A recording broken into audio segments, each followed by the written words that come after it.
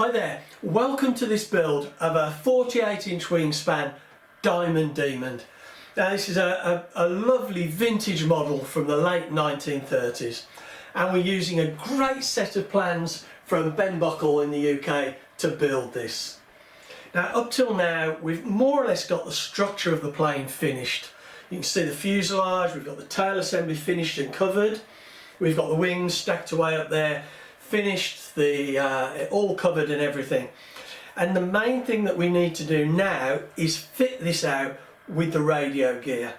Now this is going to be 2-channel, more or less radio assist.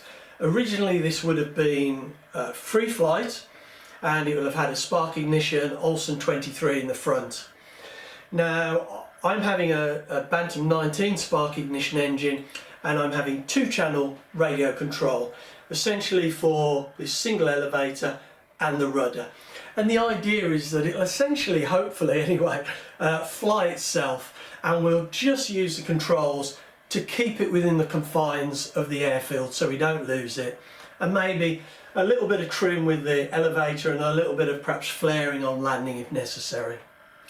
So in this video we're going to be getting the radio equipment, the radio control equipment, installed into the fuselage and connected up to the elevator and rudder. So if we take a closer look at this now, so this is all of the radio gear that needs to be installed. I've got a 4-cell AAA 800 milliamp hour Panasonic N-Loop battery pack. This is an overlander pack, and actually if you look in the description below this video you'll find the details of all this listed. So I've got the battery pack, I've got a Futaba switch, I've got a small FlySky receiver. This is their smallest one, weighs less than 10 grams, nice and light. And then I've got 3 servos. Now the servos, I've got 2 4Max, which are, they're micro servos. They're less than, I think they're about 4.5 grams, less than 5 grams I'm sure.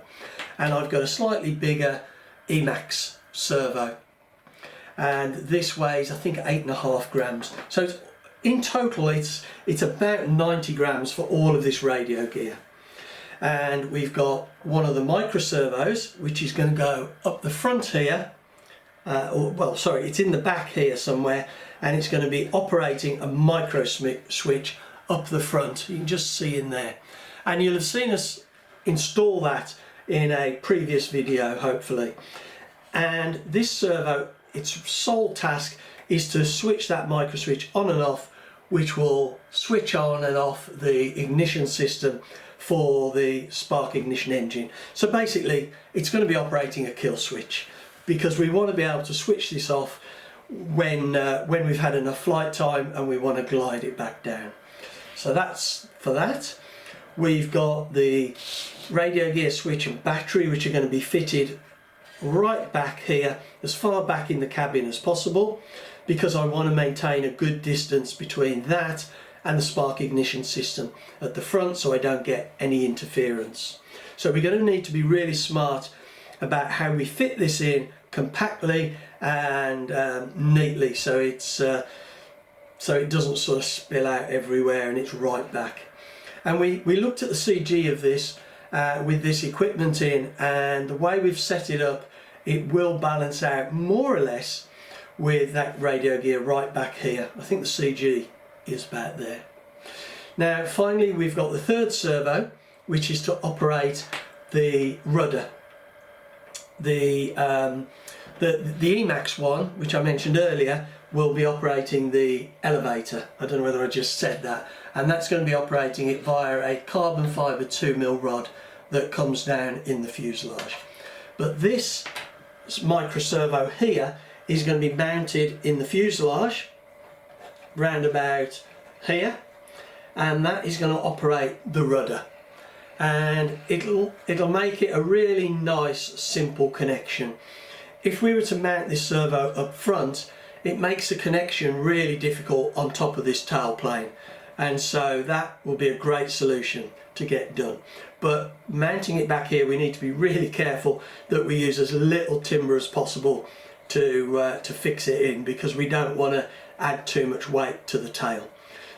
Now this servo, as I said, it's 4.5 grams and it's a micro servo, but there's very little that needs to be done back here.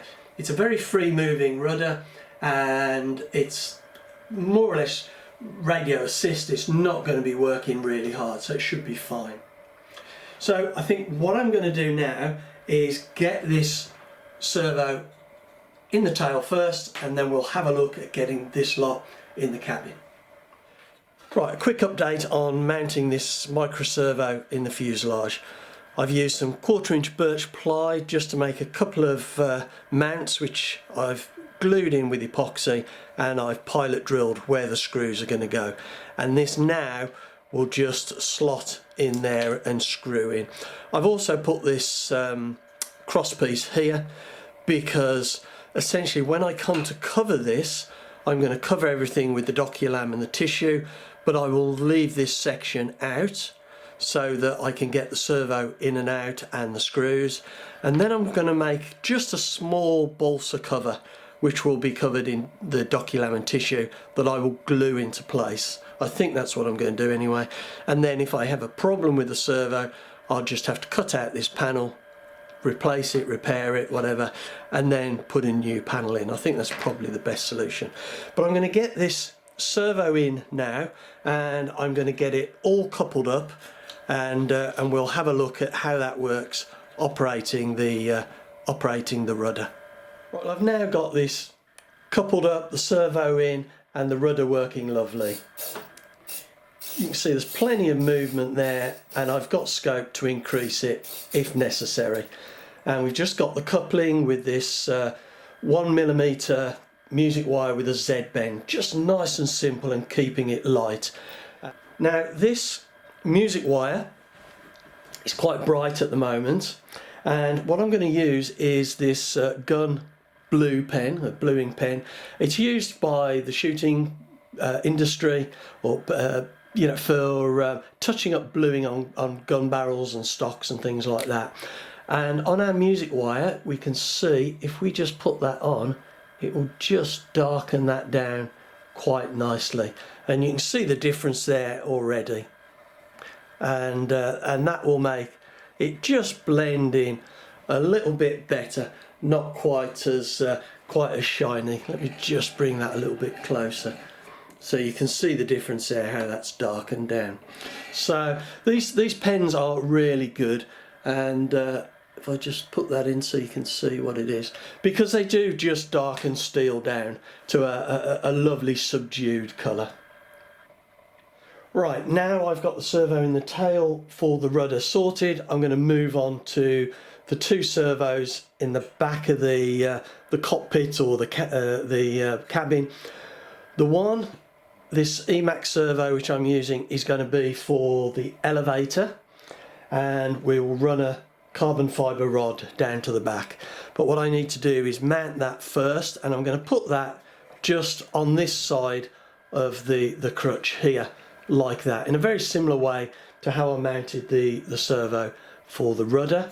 And then I've got another micro servo here which I'm going to mount on this side at a slight angle, which will operate this micro switch down here using just a short length of flexible snake. So I'll get these mountings done now, and we'll come back and have a look at that when we've got a way on with it. Right, a quick update as to where I am with these servos in the cabin. I've mounted them both now, and again just 1/4 inch ply and screwed into that, and nice and minimal, and they're going to take very little load, these, so that should be absolutely fine. Now I haven't explained why this servo is larger than the servo I had down at the tail for the rudder, and I'm using a slightly larger servo because it's a longer run down the fuselage to operate this carbon fibre, 2mm carbon fibre push rod. So I just thought a slightly stronger servo might be a benefit because of that longer run. So let's leave that for now, and we'll look at this kill switch servo that we've got mounted here. Now I'm going to have a connection from the servo arm down to the switch. It's just going to be a snake, and I've got the outer sheath of the snake here ready to accept the inner piece. And you can see just on there I've put a bit of masking tape. It's the M3 blue masking tape, and once I've got this lined up and I'm sure that's in the right position, I'm just going to put some epoxy around that, and that will hold that firm because the epoxy will stick well to this this masking tape. Now I'm just making up the push rod which will operate the switch, and I need a way of connecting it to the servo. And so what I've done is I've put a couple of Z bends in a piece of 1mm wire, and I've drilled a 1mm hole through here and just threaded the Z bend through. I've put on some nylon thread to bind that and just hold it secure. And then the final step is I've got this piece of shrink electrical kind of shrink wrap, and I'm going to just shrink that into place with a bit of heat, and that will hold that really well. And in fact, let's do that now.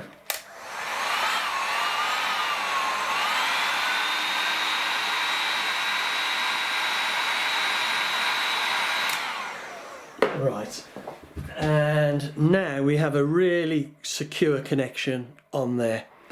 Now, would I use that on a full-size plane operating the ailerons? Probably not, but it's a kill switch. It takes very little pressure to operate, and I think that is absolutely plenty strong enough. I think we'd struggle pulling that out with our fingers, to be honest. So I'm just going to get this coupled up now, and then we can see how it operates. I do have a slight problem in testing this.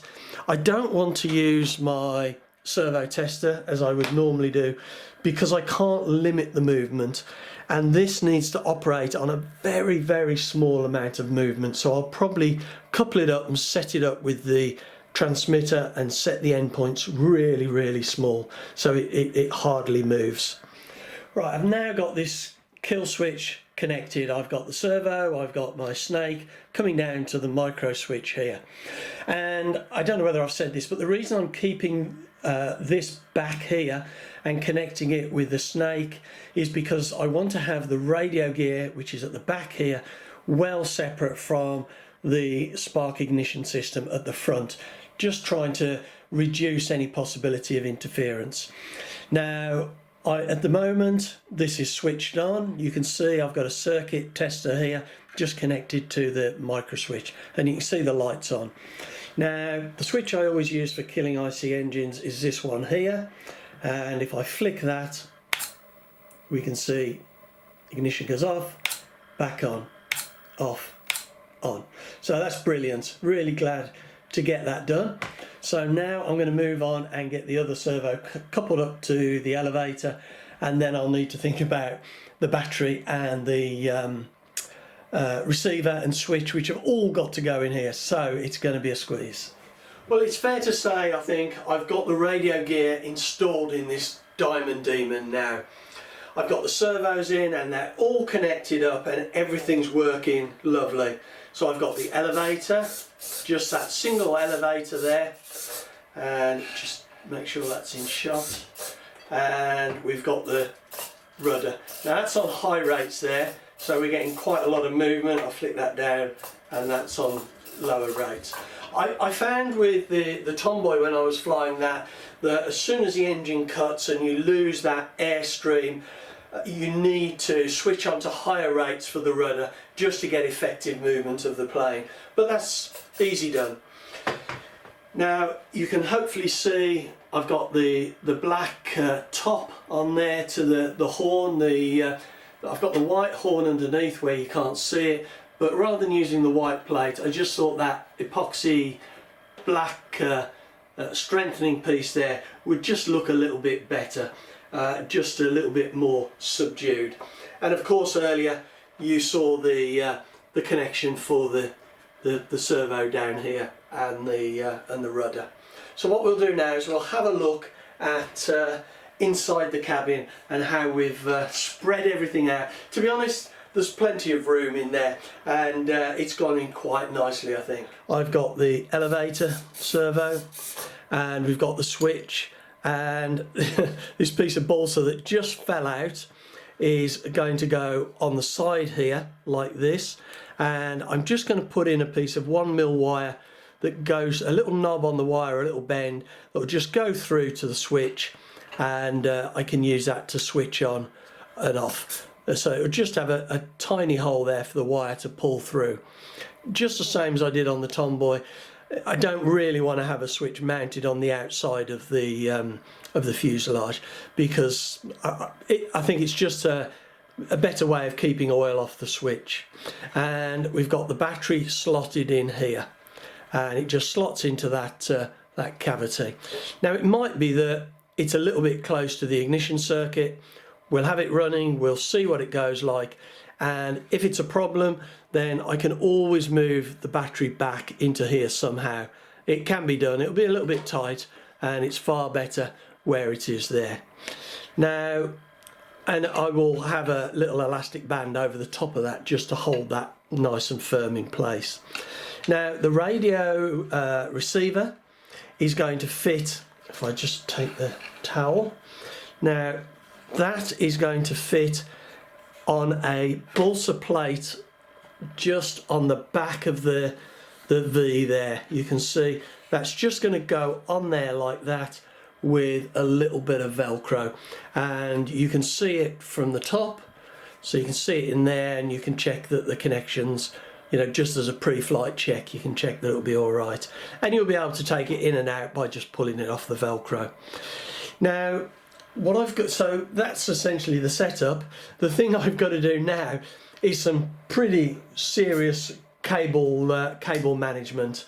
I need to get a shorter lead for this, so we haven't got it flopping around. One of the things I really don't like is where you've got either see-through covering or transparent tissue, or semi-transparent tissue, and you have the cable pressed on the side and you can see it. I want to try and get this cable neatly set away, so I might put some little bits of balsa just across, just to lift that cable up and keep it high up rather than sort of lolling around in the back of the fuselage. As I said earlier, this cable's a little bit too long, so I need to get a shorter one. And once I've got the receiver mounted on that board, I'll be wrapping up all these cables and just making sure that they're all neatly contained in the center here, and not, like I say, pressing against the tissue, because I think this is going to be yellow here, which is semi-transparent, and you will see the cables if I don't do that. I just think, why go to all this trouble of trying to make it look nice and then having the cables just pressing up against it and making it look a mess. I've got just show you the carbon fibre push rod. Let me just move the camera a little bit so you can see that. You can see here we've got the 2mm carbon fibre rod, and we've got a threaded piece that's CA'd on the end with thick CA and crimped, and then a clevis which goes onto the servo. I think we can just see that there, and that goes all the way down to the control horn on the bottom, which is exactly the same arrangement as this. So to stop it unscrewing itself with the vibration, I'll be putting on a lock nut just on either end. And exactly the same with the, let me just turn this over, exactly the same with the control horn here. I'll be putting on some nylock nuts on there eventually, and I've got some nice black ones. And yeah, you can see the end of the carbon fibre rod there, which will need a nut on the thread. Well, it is such a relief to get this radio gear in and get all these connections working lovely and smoothly. I have had for a while now very real concerns about how this would fit in and how much weight we would add by securing the servos, the switch and the battery, but I think having just these little pieces of birch ply, 1/4" birch ply to hold the servos, some very thin ply to hold the switch, I think it's worked out really well, and we haven't added a great deal of weight. I'm just hoping that we've got enough distance here so we don't get any interference from the spark ignition system. Fingers crossed we'll be okay. And I think this servo's worked really well down here for the rudder. And if you saw the previous episode, we mocked it up with all of the engine and everything, and we put the servos, and it seems like this is going to balance out not too bad. We might end up putting a little bit of weight in the nose or the tail, but hopefully if we do, it will be really minimum. So anyway, I'm going to draw this video to a close now, and I hope you found it interesting and useful. I certainly really enjoyed getting this in, and I hope you'll come back and see how we get on in the subsequent videos of building this lovely vintage Diamond Demon.